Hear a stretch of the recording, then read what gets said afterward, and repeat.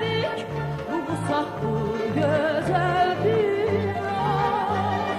Bizimdir bəxtiyar bu eller, obalar mehriban dostlar. Bizimdir hünerli dillerin ezberi bu kahramanlar. Ağacı yüzü ağrısın, yaşamak büyük saadettir bize. Ağacı yüzü ağrısın, yaşamak büyük saadettir bize.